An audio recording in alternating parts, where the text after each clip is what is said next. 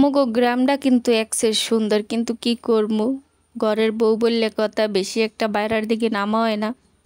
আর সংসারে তো কতগুলো কাম আছেই, এইগুলো করে টরে বাইরের দিকে নামার সময়ই পাই না। বাপের বাড়ি যে কয়দিন আসি ভাবলাম যে এই কয়দিন মনের মাধুরী মিশাইয়া একটু ব্লগ ফ্লগ আপনাগুলোকে শেয়ার করি।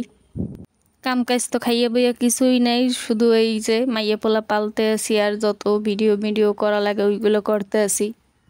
কি ভিডিও করবো, এদিকে ঘুমাইয়েই দিশা পাইতে আছি না, তো ঘুম দিয়ে উঠতে যে সময় মন চায় একটু ভিডিও করবো, তো এত নতুন নতুন আইটেম কোথা দিয়ে আনমু যে একটার পর একটা ভিডিও কোনটার পর কোনটা করবো, আসলে মাথায় মাঝের মধ্যে ঢোকে না, মানে হ্যাং হয়ে যায়।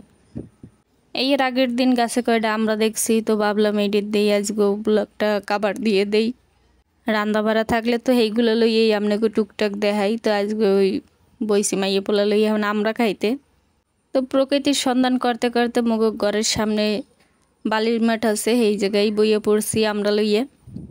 এখানে বর আবার একটা শান্তি আছে, পাশে দোলনা আছে, মোর মাইয়া ওই জায়গায় যে একটু পর পর দোলনায় দোল খায়। আর এই যে মগ আমরা কাটা শেষ, আর মাইয়াগুলো খাইতে আসি। মিনি ব্লগে কয়দিন ধরে ভয়েস দিনে, তো ভাবলাম এই ভিডিওটার একটু বাড়াইছে, আপনাগুলোকে একটু পেশাল পিটে লই।